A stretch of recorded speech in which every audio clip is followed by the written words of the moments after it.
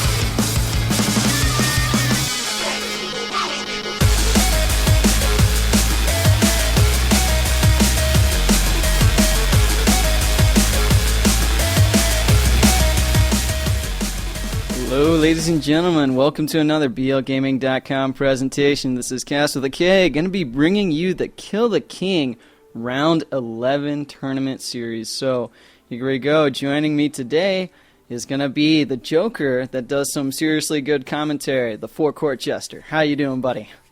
Now, Jokers and Jesters, a little bit of a different dynamic. If you say Joker, I'm going to think Heath Ledger, terrorizing the people of Gotham. But hey, it's great to see you again there, Cass, here at the Kill the King with Borderline Gaming, or Borderland Gaming. I always get that wrong, and I just keep thinking Bloodline, Borderland. Why not just combine the two? Because it's so good. BLCG, why not? We pretty much dominate the market and, have everything going on for us. But that's not important. What's important is that we are playing and that SK Gaming has won 6 weeks in a row now, this Kill the King series. They're going to be bringing in approximately $250 or more because of all their winnings. And, right now we're going to try and see out of these 24 teams that signed up, if one of them can take them down, as SK Gaming just did win the in-game tournament, and you saw a little Bloodgate shout out. If I go into my screen options right here, boom, there it is. They won the EU2 tournament, so SK Gaming, always showing up, playing even before the tournament starts, getting warmed up and things like that. But right now we're going to watch these two new teams, Team Fake and Gay. Not sure about if we'll let them have that team name next time. And then we have Carried by Skill on the Cold team. Up at the top, I made a couple adjustment layouts. You're going to be able to see the score in terms of maps, if I remember to update it, up in the top left and right via those numbers. And then in the bottom right, it is just going to be where we are in the tournament. Hopefully you can follow us around. Again, guys, this is Kill the King, and I believe we are ready to go. So ready up, mates, and we will get this one underway. But forecourt, I was talking with Taz yesterday, and he was talking about his views of the patch. What do you think? Well, the Reavers definitely seems to be a fun new hero, but the biggest part that I really take beef with is I don't have my stealth executes anymore for my gunner class. Every time people hear that noise, they're just like, oh crap, gonna get executed. And then me, silly me, I kind of get reflected or missed or conjured, and then I die. So now I'm not a fan of that change. I realize why it was done, but personally, I think it could have been the next patch or something. See, this is where you got to learn to play mind games, son. That's why you fake cast it. You get the 2 clicks off. You still have time to cancel it via the T button, or you can just move with your arrow keys. And then, by all means, they'll just do the reflect. They'll use their Wuju. They'll use their Waji, not Wuju, and the Kunju. And you just baited out an ability. You didn't do anything but, make 2 sounds, 2 clicks. But, yep, that's an interesting part of the game. I think we'll go over some more advanced strategy a little bit later, as we are going to be getting these 2 teams underway. We'll see who is going to get first blood. Again, Fake and Gay on the left team, or on the warm side, and, Carried by Skill on the cold side. Both sporting Guardians, and we'll just have to see how this goes. It's almost a mirror matchup, and right now we're going to be seeing a ton of initiation. Pav off in the corner, trying to work on reorder. Nice Moonstone right there. Van is also CC'd, and it looks like the Cold team's not having that kind of skill burst that they need. Mr. Nobody is getting a little bit low. Chain Heal keeps him up, and it looks like Von Damage is again getting controlled this whole game in the roots, not able to help his ally. The Seeker just did go down. Jolts is playing a very nice Seeker and absolutely tearing up the battlefield right there, leaving a 1-0 in terms of rounds for this Fake and Gay team.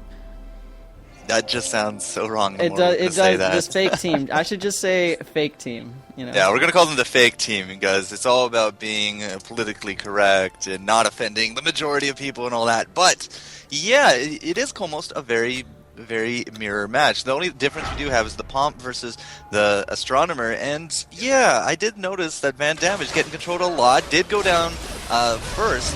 No, actually, that's a lie. His Seeker did go down first, and we'll have to see if they can come back from that. Look at all the fire going down right now. Ice arrows in and around the place, but PAV is going to get hit on by both these guys. A swap going to keep him off to the side. Mr. Nobody is going to be trying to do a little bit of control there in the mid. Jolts is off in the corner, but Van Damage not looking very healthy, but no, he's going to get the Cyclonic strike off. and PAV, he's going to be going down. Van Damage is going to be on the run, see if we can get Jolts here as well, but Mr. Nobody and Jolts is really low right now, and Mr. Nobody's getting 2-on-1. He's going to get the Cyclonic off.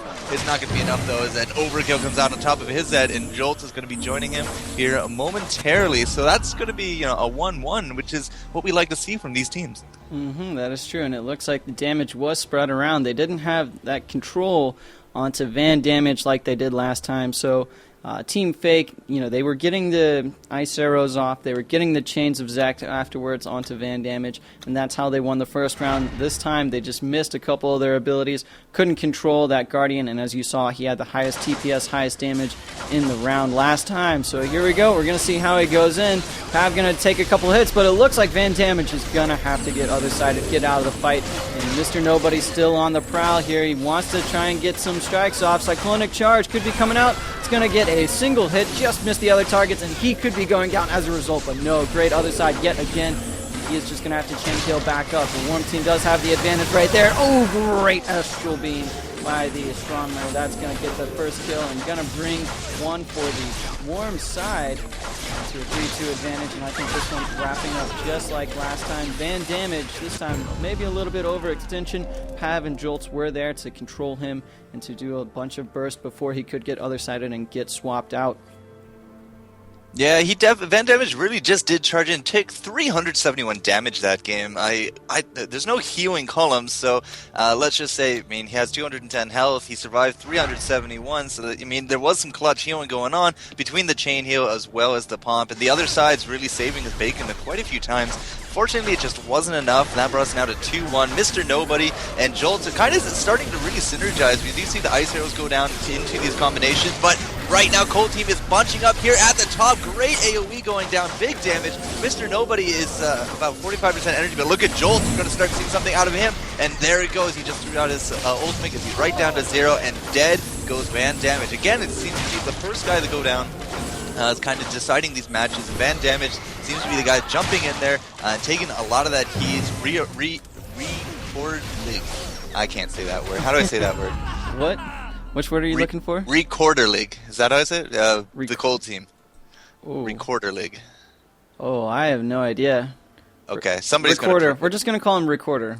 Well, somebody will correct us there. But, look at all the damage taken by Van Damage this entire round. 1,500 damage. So, he's tanking quite a bit, but he's also dying in the first round. If you notice, a lot of it is the Seeker Strike. He's just letting Jolts get M1s off all day. He's took 442 of that 15k in just Seeker Arrow. So what he needs to do is he needs to do a little bit more active dodging when he goes in, or maybe get onto the Seeker. He always is trying to get onto Pav, and Pav is just like, okay, I'm going to trance, I'm going to M1 you, slow you down so you can't chase me anymore. What are you going to do about it? So maybe he might need to try and focus on Jolts a little bit more so he doesn't get all those back hits onto him, or maybe he just needs to wait for a better time to go in. Personally, I think option number 2 is better. Wait for an Ice Arrow from Bjorn Zor. Yeah. Boers in there? I have no idea. Poor U.S. commentators I have no idea. You Euros just come up with the greatest names ever. I'm going to have to take a commentary class on how to say European names. It's going to be absolutely ridiculous. But it is going to be 1-0 in favor of maps for Team Fake. Going to update that on the title layer right now. Quick edit. And boom, we are live with 1-0. Team Fake over carried by skill. Here we go. It's going to be a smaller map. It's going to be Temple. No, not Temple of Shiloh. This is going to be Wajango the Sunken Temple. That's it. Wajango the Sunken Temple. Not Dubaku the Fallen Fortress. That's the big map. So here we go. Mr. Nobody going to be charging on there to record over there, and Bjorn getting chained. He's going to just get lots of M1s off, and he's looking good. Pav was off in the background. He was being pressured a little bit, but right now he's going to get a nice Moonstone off. Jolt's in on deep on the fight. Marksman coming out, and he is just shooting stuff left and right. Look at those M1s just going full distance and execute range. Seeker Strike definitely doing very well. Change targets onto record just to make sure those heals didn't come out in the meantime. Mr. Nobody and Pav finished up the swap, and they took out the Cold Team. So right now, Mr. Nobody's really getting the better pressure, getting the better initiation off onto the Seeker and the Psychopomp than Van Damage. and Van Damage then again changed up to Rav, and I don't think it's really helping a whole lot. So we'll just have to see how his gameplay changes in accordance to what their strategy is on the cold side.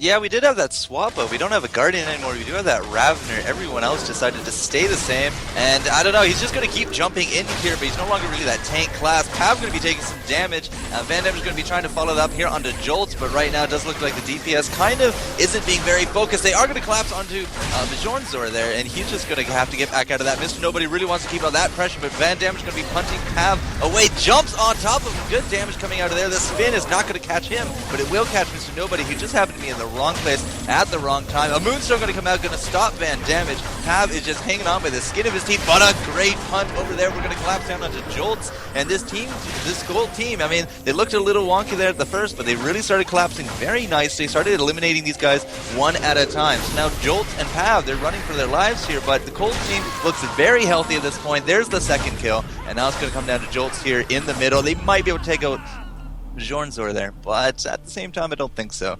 And we did have a confirmation. It's Recorder Lee. The G is apparently silent. Recorder Lee. Okay, all right. Recorder Lee, thank you, fans at BLGTV.net, updating us on what's going on and sending us whispers in game. But right there, we did see Bjornzor go and attack Jolts and Pav from the side instead of Recorderling and Van Damage going in. But right now, look at this. It could be a little bit of an overextension. Mr. Nobody's looking for some blood right here. Not going to trigger the illusion, and oh man, there it is right now.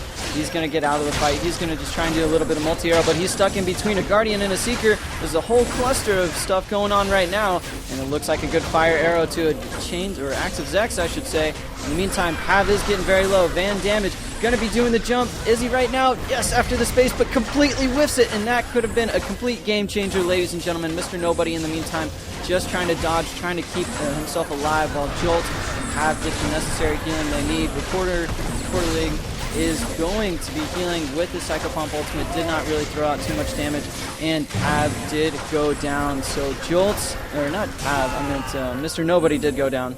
Jolts did stay alive for a little bit longer. Pav actually able to get a snipe off kill right at the end, but there was so much happening, and I'm just still trying to wake up. So I apologize, ladies and gentlemen. Good job, and now Carried by Skill showing what they have with this Ravener pick. He's actually picking up his damage quite a bit, and they changed up their strategy. They're actually starting to apply pressure themselves and be aggressive, and I think that's through Team Fake off of their gameplay.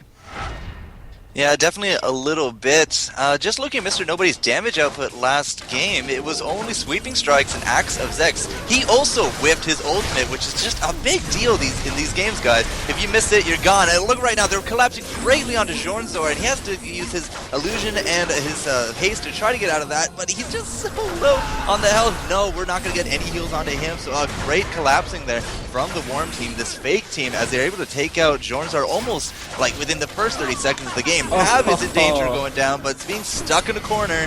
Not the best idea, especially with three people jumping on top of you. We didn't whip that ultimate, because I don't think we actually used one, but that was painful to watch. Yeah, no, it sucked, because Van Damage, he was right in the corner. He could have hit 2 to 3 people with his ultimate, but, he just got a couple debuffs onto him. He didn't get it out in time, and he couldn't take out Pav and make it a 2-2 situation. So a little bit unfortunate right there, but it is going to be 2-2 in the rounds. Right now, if the cold side does not take this next round, they will be going down to the loser's bracket early on in this tournament. But here we go. Pav's going to be going on to Bjornzor. Nice ice arrow. He's going to get blitzed through after that trance, and Recorderling is just going to have to run away. Nice chains of Zex, and he is not going to get out of any pressure whatsoever.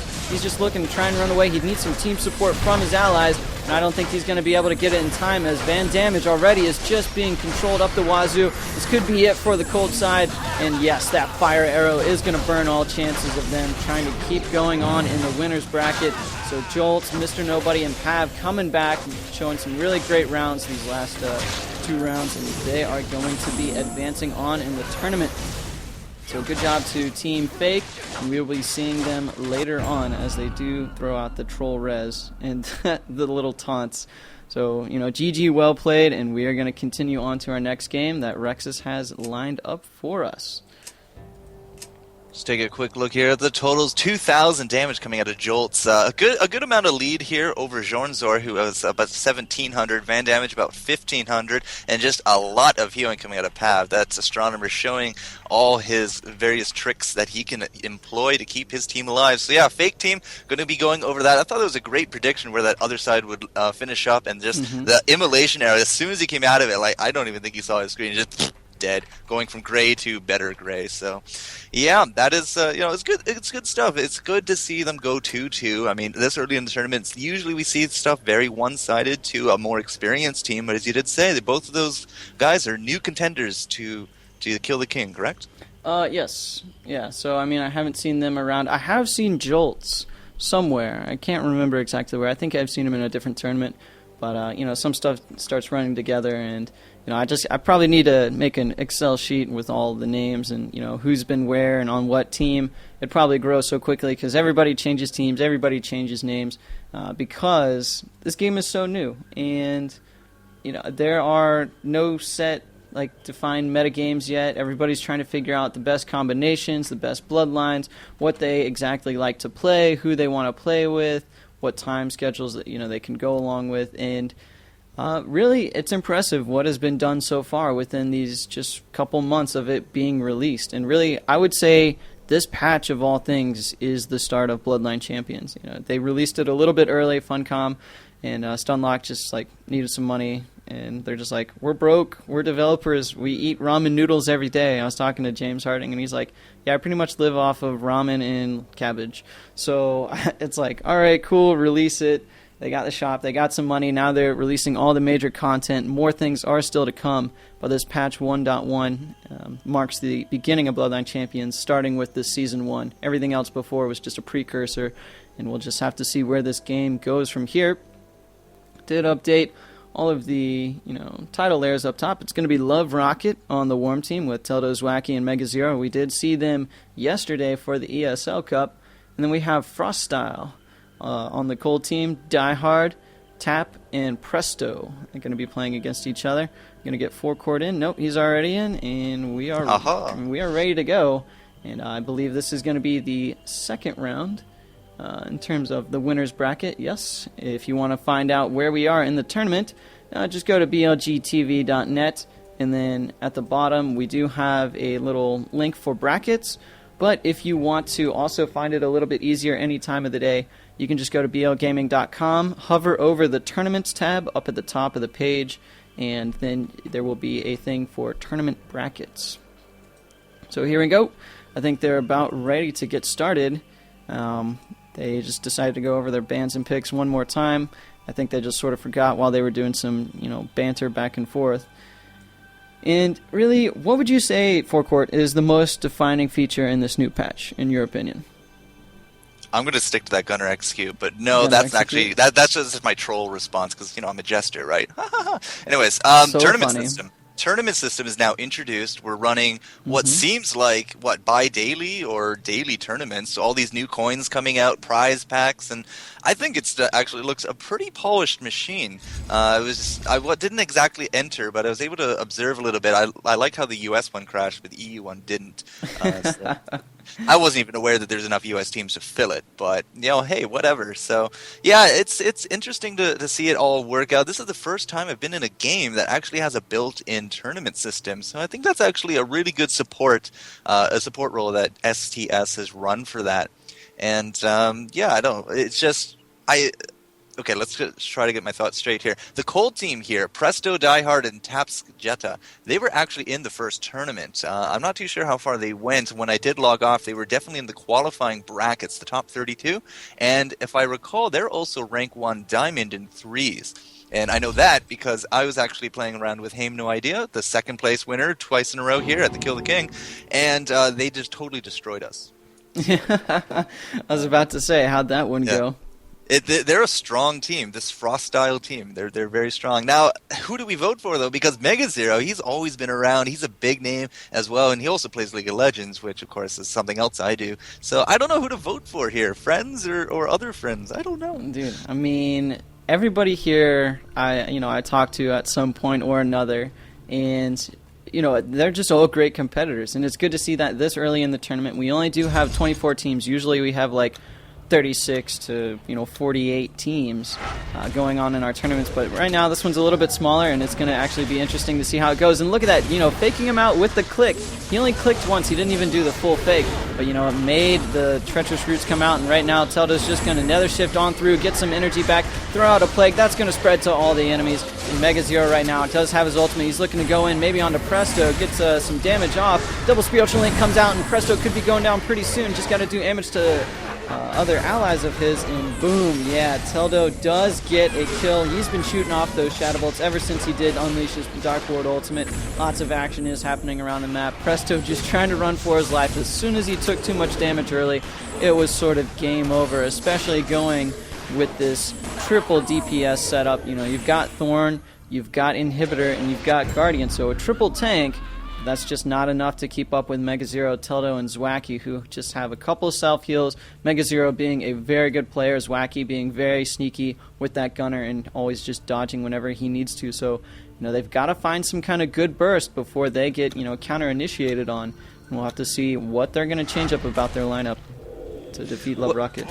I found it a little interesting you called it a triple DPS lineup because they are, those tank archetypes, but every single one of them have self-healing abilities, which is probably what they're trying to go for. Like, why have a dedicated hero when we can take care of ourselves? Didn't work out this time, and look again, Presto just dropping in the health meters. He's already at half, and it's only been like 20 seconds into the game where it might collapse it onto Zwacky, but Zwacky's going to get out of that, use that stealth. Here goes the execute. Oh, bam, right down onto Die Hard, so no fake out there. Zwacky is looking low, but Mega Zero's also been hit a lot right now, but that other side not the best positioning. If we didn't have three people there to greet him, they were able to take out Die Hard. Mega Zero's going to be the trade-off for that. But see, now it's a tanky versus DPS game. I'm very concerned about Teldo, though. He's very high hit points, and he might actually be able to take this 2 versus 1. Depends on all the positioning and all the runes and self-healing that we can get off, because Presto still has a chain heal. Taps there. He also has, the M1, M2 combos. Right now, the energy levels aren't really that high, about 68%, so we're not going to see any of that, but throwing out the capacities, trying to control Teldo is going to be what it is, and if we can keep together for Presto and Taps, we're going to see the chain heal just bouncing off back and forth. Teldo jumping in, not the best idea. Could use his nether shift to get out of that. It's going to be throwing down that amplified. Does not hit, but now they can just keep trading off each other because one can heal, one can go pressure Teldo. And I really got to give this to Frostow at this point. Just Teldo's slowly whittling down. He can't really deal with the 2 pressure. We might see an ultimate coming out of Presto here just in a minute. Teldo throws out his, but is it going to be enough? No, there's the Cyclonic Strike. Yeah, no, I think he got spell blocked off of his M1, so he couldn't hemorrhage any damage back, even though he did have his Dark Ward ultimate, which gives you significant damage amplify. All of your attacks do hemorrhage by default, so you can really gain it back and win any M1 war you get into. So, good job right there by Frost to really lock it up, play defensive, and not just try and go for the kill, because Teldo did have the advantage if they didn't, try and keep it calm and try and keep things under lockdown. So here we go. We're going to have to see how this Cold team, again, going to do that burst action, see what they can do against Mega Zero right now. He is just being pressured in the corner. He's down to about 10% HP. One more hit and he's done, and yes, he does go down. So absolutely not enough control. Teldo just needed to use his nether shift onto Mega Zero right there. Not exactly sure why it didn't come out, but right now it's Zwacky just the next one to fall. And this triple tank team, they might just be a tank archetype, but that doesn't mean that they can't do damage. As we all know, Thorn with those slows and the fungal spores do a lot of damage. He can just chase you around with the M1. You've got the Amplify from Tap right there with his inhibitor. Then Guardian can just cleave an M1 all day, as well as throw out the chain heals in case something happens. And even Presto is saying, hey, this is actually a pretty good comp.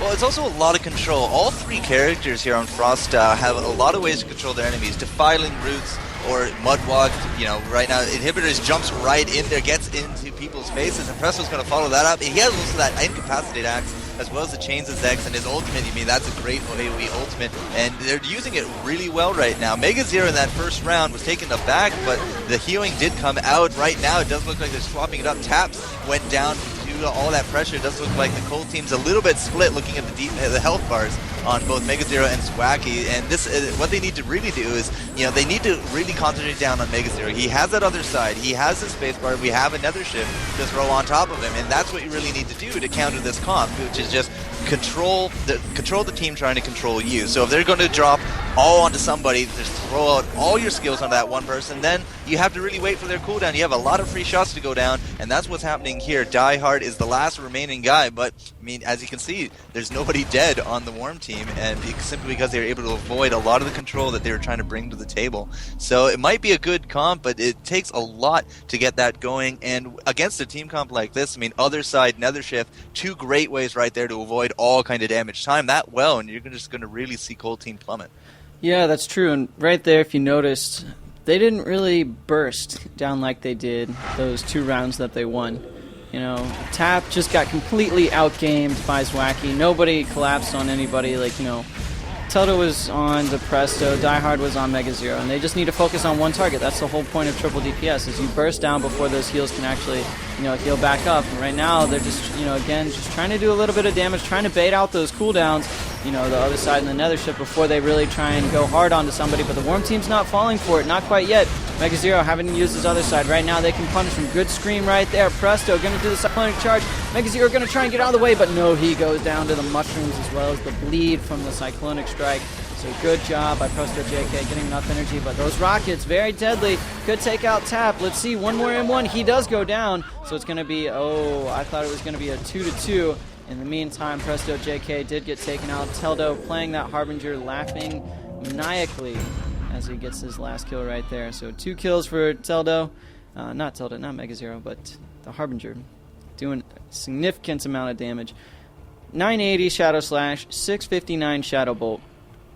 Huge burst, as well as, always having that great healing off to the side with the Hemorrhage, playing in position and just dominating the energy, getting those, EX Shadow Bolts out, as well as the Dark Ward. Whew, I don't know, triple DPS, we saw it work for 2 rounds, especially against this Love Rocket team who did so well yesterday and every time we've seen them play. What do you think that, other than just bursting onto somebody, that the Cold team could do?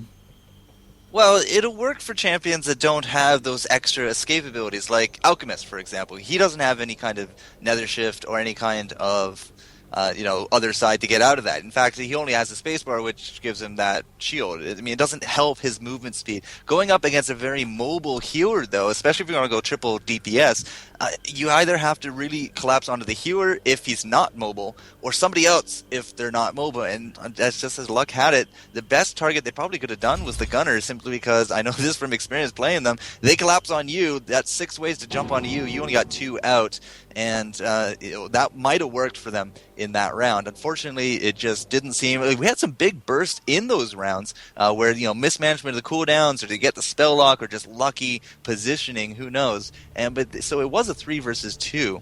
It does not look like Cold team's going to change it up, though. Maybe they're going to change up their tactics, but they're going to go with the exact same comp. And if they can't pull this one out of the fire, then they are going to be knocked down to those losers brackets. So I'm very curious who they want to go on. We still have the Pomp, we still have the Harbinger, so we still have both those cooldowns to worry about, but this time we got Zwacky, who brings another Incapacitate to the table, as well as the EMP shocks. So I don't know, it could spell disaster. Yeah, I mean, and they're all melee heroes except for Inhibitor, so that shield, or that Shrink, could get a lot of pressure off of him. Mega Zero going to be working on Presto right here, going to get almost CC'd, uses the other side to get out of it, and look at this, Tap in the meantime just getting absolutely wrecked by Zwacky and Teldo. I'm not exactly sure what happened there, but Teldo already having an ultimate 25 seconds in the game. You can only imagine what kind of shenanigans he was pulling off in the corner. Probably got a good blood grip, and then, Zwacky with the EMP as well as a couple boomsticks for 20 damage apiece really laid into him. Look at that, 14.7 TPS. He went completely unchecked. I'm not sure why Tappa lost, and I don't know why Die Hard couldn't cover him, but right there, that was just some sloppy play as I was looking over at the right side.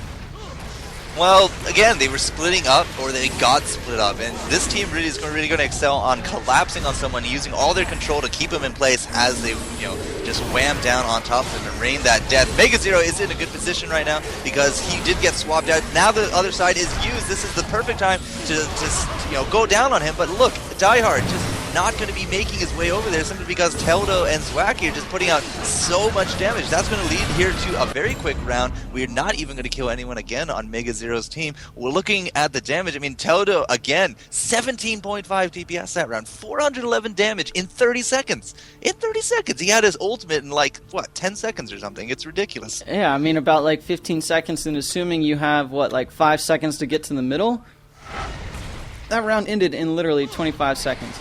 No joke. Look, let's see, 155 initiation happens. Boom.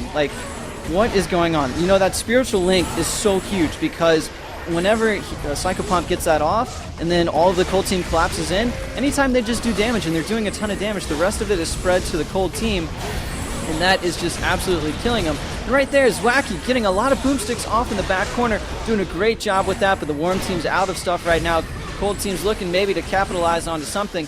EX Base comes out, gonna block Mega Zero from doing anything spiritual link, not gonna happen. So minor reset, but that's only gonna allow this Worm team to heal up a little bit more. Is Zwacky gonna be pressured a teeny bit? Presto trying to get the Cyclonic Strike. Zwacky's off on his own. Can he get out of the situation? Enlarge happens, and they take out Tap in the meantime on the bottom left side. So even though he did have his Runic Infusion, Teldo with all of that damage, Shadow Bolt, does a significant amount. Mega Zero had a hand doing that as well. They couldn't take out Zwacky, couldn't make it a 2-2. And I fear that this Cold team just going to be losing to Love Rocket right now. So Frost Style going down after that Trollolol beam comes out to get that kill. So GG, well played. And Mega Zero MVP along with Teldo in these last rounds here. Untouched in damage.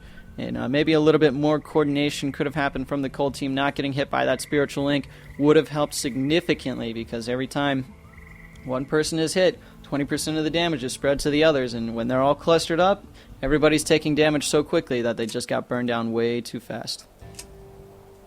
Well, it is unfortunate to see Frostile get kicked down simply because I know that they have a lot of potential in their teams, simply because I've suffered firsthand to them.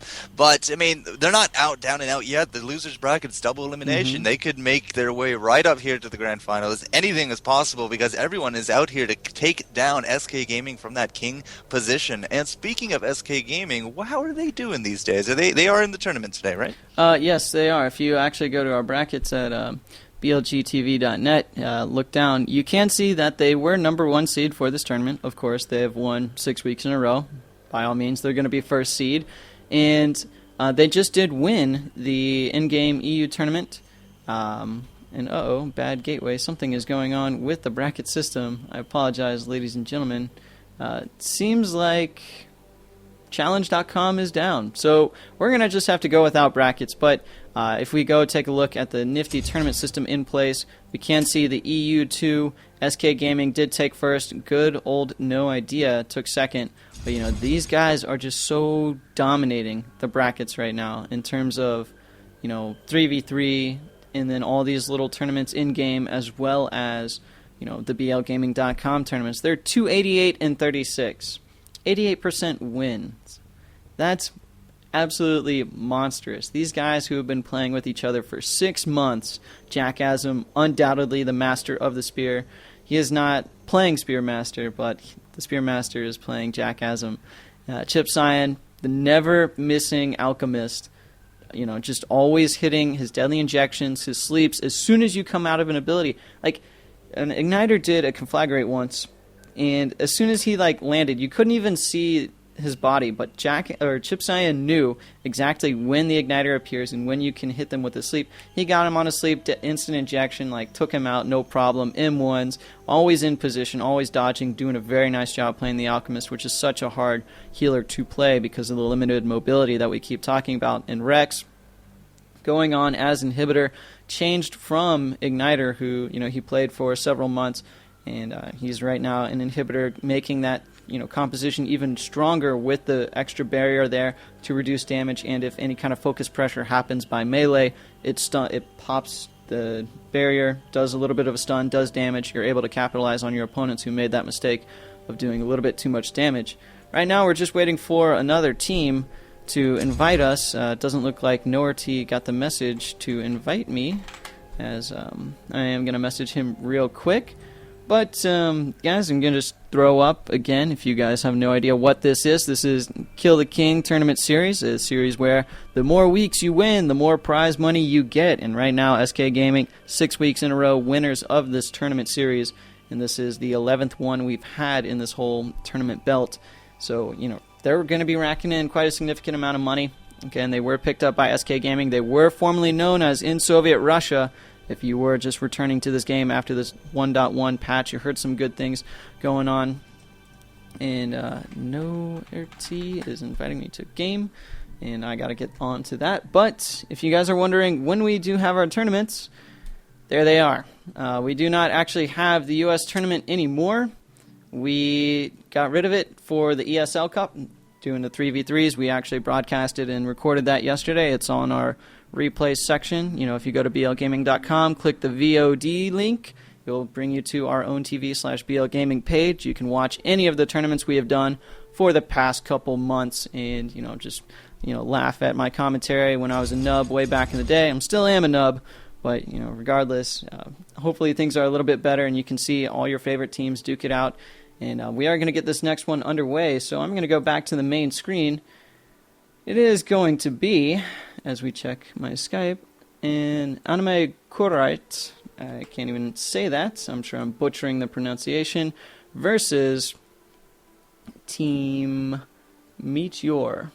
Okay, well, it's just Team Meteor. It's not Meet Your Maker, it's not Team Meet Your Mama, it's just Team Meteor. So we're going to have to see how that goes. And here we go. I'm going to just try and update this real quick. So, Forecourt, take this one away for me, buddy. I've been talking way too long. That's all right. Everyone likes the sound of their own voice on air. But yeah, Warm Team, Cold Team now ready up. We got two Alchemists. Let's see, a Ravener and a Guardian. I almost called it a Vanguard. But it's going to be that Guardian instead. On the flip side, we got ourselves an Igniter and a Spearmaster. So not exactly the SK lineup. Or maybe the old SK lineup. Spearmaster, Alk, and Igniter as we did. We were talking a little bit about Rex. But that's enough of SK Gaming today. We're going to focus on these two teams. Best of 3, and then best of 5, best of 3, and then we will be moving on. So let's take a quick look. It's not Guardian, my mistake. It is Vanguard. Why am I thinking weirdly today? I don't know. I blame sleep. But thank you, Beck. I'm going to call you Beck for correction on that. So, Gaz is off at the side there, not exactly with his team. Cold Team is kind of trying to stay together, but they are getting zoned. They kind of get backed up into this corner. This Igniter is going to kind of have to try to do something. But look at that Spearmaster. He's just doing great work there over on Noerty. He gets punted away and then the incapacitate, so he's out of the fight for a little bit. This Vanguard definitely trying to do a lot of damage over here to Nikuwa. And that Igniter, we do have an ultimate ready for him to go, and we are in the corner, but Taiben goes down to Goo. And again, guys, you don't really want to get cornered that often because, there's nowhere to go. And then you have big things like Goo come out on top of you, and you still have nowhere to go. And he kind of just dies. So, Emalicious, which is the best name ever, Spearmaster, he tried to do a lot of that pressure up onto the enemy healer, but it just resulted in gaining a lot of that energy. And this Vanguard, who's not a Guardian, totally not a Guardian, he comes out on top, 10.5 TPS with quite a bit of damage under his belt, with actually, weirdly enough, 0 damage coming out of Tai Ben. I mean, Alchemist, sure, there's that healer archetype, but typically you see at least something attributed to them. Yeah, it is so important to get a deadly injection off. And, they had Gazhag, punted off, and, he got crippling fired off in the distance, and then he got slept. And Taiben didn't even throw out a deadly injection to slow him down. He came back into the fight and ended up doing a lot of damage. Good intercept right there. And those rage stacks do massive damage. And oh no, you cannot do Firestorm right in front of a Vanguard.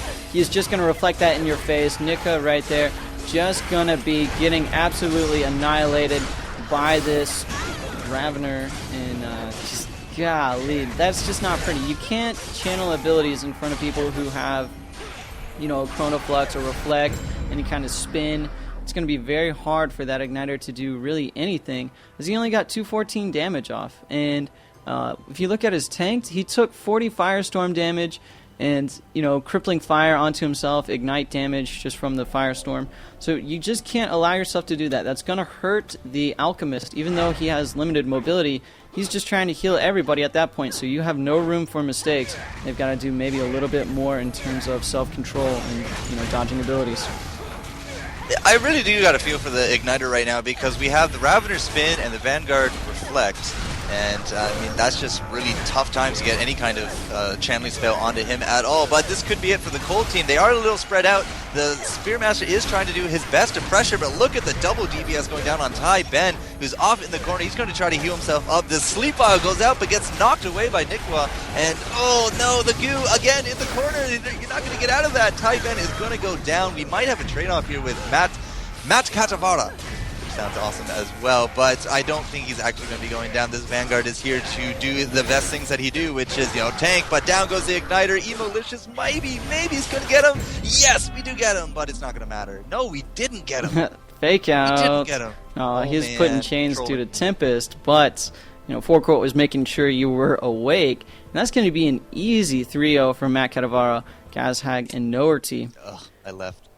You left? Alright, I'm going to get you back in before they all ready up one more time. Boom. I got this stuff on lockdown, son. I'm getting better at it. One thing to mention is right there, Gazhag and Noerty, they were doing very well as a coordinated team. We didn't see that as much from Nika and Emolicious. They weren't going onto the same target. They weren't trying to burst down the same people. You know, they were sort of off doing their own thing, just sort of confused as to who to go onto, who to pressure, who to, like, where to help.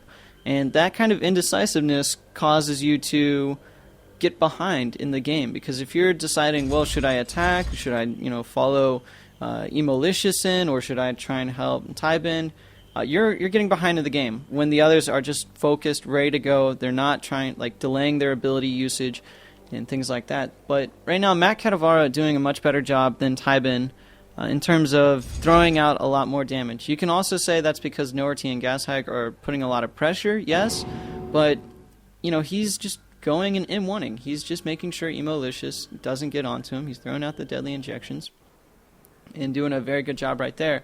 Although you are a healer, you still do have damaging abilities, and the M1 on Alchemist is very good. It's good for a ranging tool, as well as, you know, just doing a good amount of damage once you get a couple stacks on it. It does apply the disease effect, as well as go, I believe, 14, 16, 18 in terms of damage. I'll have to check that up in the knowledge base, but we'll see how this Cold team tries to battle it back out. You know, Team Meteor blank. I don't know. They're going to meet their doom right now if they don't do anything. Tybin throwing out an M1. Good job right there. Missed the deadly injection, though. That's not going to be any good. I've got to try and control Gazhag right here. Maybe a sleep could come out. But no, yeah, there it is. Finally onto Gazhag. Breaks the sleep early, though. I'd like to see him try and get one more heal out before he breaks it, because there is still a significant amount of time where it is there. 2.8 seconds on the sleep. Gazhag going to get that nice end cap on Anika. And again, you cannot channel abilities in this game, especially against a Ravener, because, you know, you get the taunt, you get the spin, and that's just not going to look good. Tybin trying to do all he can. EX Clarity Potion for the blind. Is he going to be able to survive? Gets the barrier. I don't think he's going to do it, because he's just going to get charged by Gazhag right there, doing a very great job, you know, coming in, destroying off his opponents, you know, running in place a little bit. Bam, putting the lockdown and the smackdown onto Tybin. And that's going to be another easy round for this Warm team. And one thing I should mention, Matt Katavara, Noerty and Gazhag, you've seen them around a lot, but Matt Katavara hasn't played in a little while. He used to play with Sifla and Lapis, who I haven't seen in a teeny bit, so it's good to see him back onto the tournament scene for all of you who have watched the replays and been with us for a couple months. Anywho, Forecourt, take it away from me, buddy. I'm getting too pumped. Go get some milk and cookies. I'll cover for you. But yeah, Gazhag and Noerty, they're just going to jump right in. You notice how they're really trying to stay on Tybin, but they're also keeping an eye here on Nikwa. Every time he tries to get that channeling off, they're just going to punish him as much as they can. But right now, it's not looking very good for Noerty. He is pretty far away from his healer, and Emolicious is trying to keep up all of that pressure onto Matt Katavara. And right now, Gazhag is going to charge away with Nikwa. Nikwa does have all that energy. He has to try to do something with it, else he might end up losing. He gets taunted a little bit, but look at Noerty just so far out into the open. They are kind of low. It's actually looking not too bad for the Cold team. With the double ultimate going down, Gazhag is going to go down. Tybin is just hanging on by a thread, but we did take out Norty as well. And look at that, Cold Team bringing it out right there. Those ultimates did a lot of damage, like to both teams there. And let's take a quick look. Ty Ben, 208 damage, 65 of that crippling glue. That's pretty close to its maximum potential, isn't it? I think so. I mean, he did get 2 people in it who were trying to get him. And if you notice, Nikwa, good change-up right here. He just used Fireball. He didn't even try and use Firestorm but once, and it completely whipped. So maybe he's learning his lesson that, hey, channeled abilities aren't that good against this team. And right now he's able to do just a bit more damage. Good Living Flame, Crippling Fire to get Gazhag out of the fight. A couple M1s from Tybin, going a little bit more offensive. I like to see that. Good sleep right there. Shuriken to slow everybody down. Gazhag going to go in. Nikwa does have Deadly Injection. He's going to do 50% less damage. And good control by Noerty, not going to trigger the Kunju. Good comes down already from Matt Cadavaro. The Cold Team's going to have to back up into the corner, and that's exactly where Vanguard wants him. He's just going to, intercept him, taunt him all day in this corner. But Tybin putting out a little bit of counter pressure, and this is good. Emolicious jumping out of the fight. Triple Conflagrate comes out from Nikwa, and he is going on a rampage. Let's see if the Cold Team can do anything right here. One more hit onto Emolicious. He could be going down, and yes, the stomp comes out from Matt Cadavaro. He just does his leap attack. Noerty could be dying himself, but he is just going to run off into the corner, try and get some healing done. Good job right there. Not trying to stay in the fight, not going to try and make it a 2-2 situation. He's just going to do the right thing, heal up while they have the person advantage. Get your other 2 teammates to cover for you, and go from there. Don't lose any advantage you have just because you want to get the quick kill. 2-1 in favor of Team Anime. Team Anime. Nikwa is actually doing like a big reverse from that first game that we saw. I mean, he was trying to get off those channeling spells. Again, it just ended up really reflecting a lot into his face. He actually came out on top of damage that round with an impressive 664. With a lot of that just being Fireball now, which is good because these players are now learning each other. Now they're starting to do a little bit more prediction. All we have to do is see Cold Team, get a few more rounds. We could go to game number 3, but Warm Team really trying not to do that. Gazhag just jumping around back there, trying to keep both Tybin and Nikwa in the corner. Emolicious again going to go off to Matt Cadavara, trying to keep her away from the team. So it almost looks like 2 separate fights at this point because everyone is very spread out. But Nicaragua, no, that's not it. Nikwa there, he is taking a lot of damage right now, but the goo comes out in the corner. Unfortunately, there's no one there to get hit by it. It does seem like everyone's kind of ignoring the little Pyromancer right now, but Emolicious could have something very potential here onto Matt. But no, look at the jump, a big fat Ravager jumping on top of Nikwa's head, and he has a little body, right? So it hurts a lot, and that's actually going to be it because Ty Ben, he's stuck up against a wall between 2 DPS, and Emolicious, I don't know, he just couldn't seem to put out enough pressure onto this healing combo. And like all 3 games, it just looks like he's off in the corner. He's playing around with Matt Cadavara. His team dies, and then he dies, and well, the healer's still up. So I don't know, not enough pressure. 3-1, and that's going to be it for Team Meteor, right? Meteor, yes. Meet space Yor. I don't know why they made that name, but it is what it is, and we'll just have to go along with it. So they are going to go into the losers bracket. And yeah, guys, if the stream lagged a little bit in between, it's because I was trying to update the map count. So, yeah, I apologize for that, because anytime I click off of the Bloodline Champions window, because I have a second monitor, then, it sort of lags out because my computer can't take it, because it doesn't have focus. So here we go. I'm saying do not ready up yet. And we are going to be seeing the return of Team Ooga Booga Booga, in fact, which is very good. Mr. 2 playing his engineer. I guess he started the whole engineer movement, if you could say that, a couple weeks ago. I'm probably going to say about a month ago. He played engineer with this team, and they won the Kill the King tournament. It might have been 6 weeks ago before SK Gaming really took over the whole stronghold. I think that's when it was, actually, yeah. He played engineer. Zayant played the astronomer, and, Bloodchamp played Ranid. Ranid is not really that common either, but you never see astronomers in tournament play. And engineer is now a little bit more popular, but you never saw it 6 weeks ago. And Mr. 2, Zant, and Bloodchamp really just did redefine things, and it's just like, whoa, actually you can play these characters in tournament, not just do Spearmaster, Alchemist, Igniter, Inhibitor, things like that. And it's really good to see the diversity in the Bloodline choices these days. And, you just need some top-tier players to really show you, hey, it is possible. You just got to try it out and, focus as a team. But Zant, he did help me in my Reaver preview if you want to check that out at BL Gaming. If you wonder what the Reaver is, the new Bloodline, what his abilities are, and some basic combos, you can check that out if you didn't buy the package or if you don't have Titan. But that's just another shameless plug-in. Blood Champ there, very good ranted, Mr. 2. And then we're going to go over to the Cold Side. Cold Side, I'm going to update their name right now. And it is going to be N7 Esports. We have seen them a couple times. They did win a U.S. tourney, even though they're a European team. And, Appa, Leadface, Return. I believe Musashi is on that team as well. I can't remember correctly, but N7 Esports, very, very notable team. They have placed top in the tournaments, I believe top 5 most of the time. So we'll have to see how they do. And this is going to be the 4th round no, it is only going to be the 3rd round still in this tournament. So that is the winners quarterfinals. Winners quarterfinals right here at the blgaming.com. Kill the King round 11 tournament series. Shoutcasted and broadcasted by Cast with a K. And joining me today, of course, as you can read at the bottom, Forecourt Jester, who also does commentary for Heroes of Newerth, a little bit of StarCraft, and League of Legends. So here we go. We're going to get this game underway. Got a Bloodgate shout-out here for the Kill the King tournament. So that's always nice. Good to see that the developers and other admins are able to do that for us. And I got to congratulate all 627 viewers for sticking into this tournament, watching it, even though it is taking up your Sunday time. Always good to see some good Bloodline champions. Action. Don't you agree?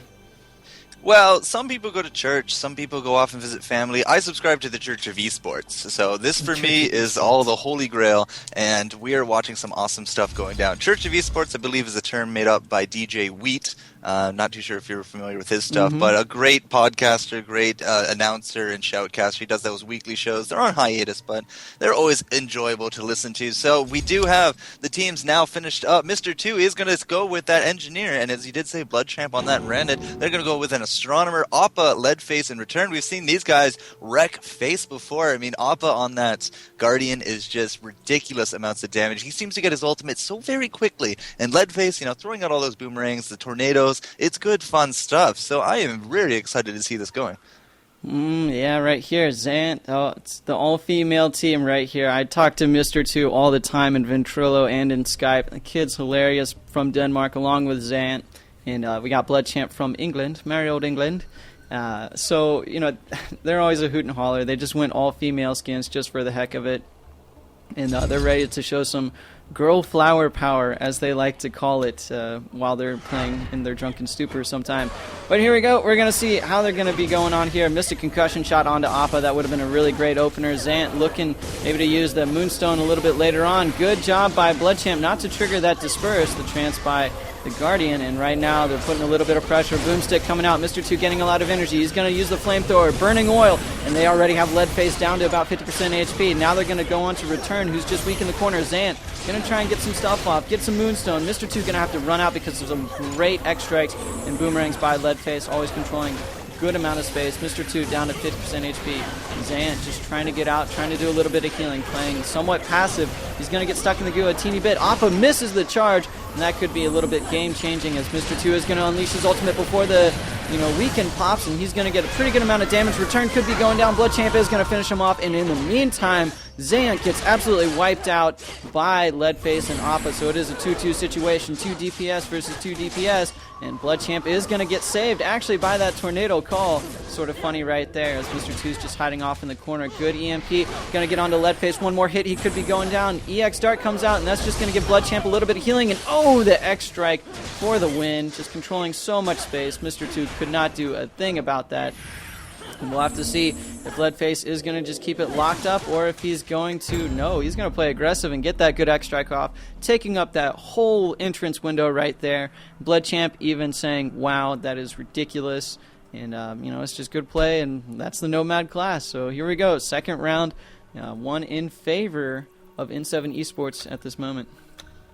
Now, in Seven Esports, they actually won your last U.S. champion tournament. I do think they did quite well at the KGK. So, I mean, these guys, they know what they're doing. What I really want to pay attention to is Appa. I mean, as soon as it became a 2v2, he just went straight to Leadface, bought him that time to get out. Otherwise, Leadface, if he hadn't go off to support him, would have easily died, and then he could have easily lost that match. So it was good coordination there. Right now, Zian is going to be the guy under pressure. Appa just really doesn't want to keep up with him. And Capacity Axe goes off, and Zian has to just really run for his life at this point. That's not good because Mr. 2 and Blood Champ have to really try to coordinate with him and keep up with the heals and keep up the pressure. Right now, Cold Team looking very healthy, very unpressured at this point, as opposed to Zian, who's just really fighting for his life at this point. We do have Appa in a Moonstone. He hasn't actually moved in a little while. EX space over to Mr. 2, so a little bit of a swab up here. Return is going to try to keep him busy, but stuck in that corner. Zian goes down to just a lot of damage, basically what it comes out to. Appa is, where is Appa? He's down to 10% energy. I do think he just used his ult. I'm not too sure if it hit. I heard it go off, and I didn't exactly see if it hit anyone, but it's not looking good for the Warm team at this point. Yeah, that's, it's not too good. Mr. 2 says he's lagging. He could be getting packet drops. Although his MS is fine, like if you do get packet loss, it does happen sometimes. His power supply broke out, and he did commentary with us a little while ago. It might be something with his network card or the routing issues from Denmark. But, I want to see him try and do a little bit more of a support role when Xan's being pressured like that. He was trying to get on the return, who's just dodging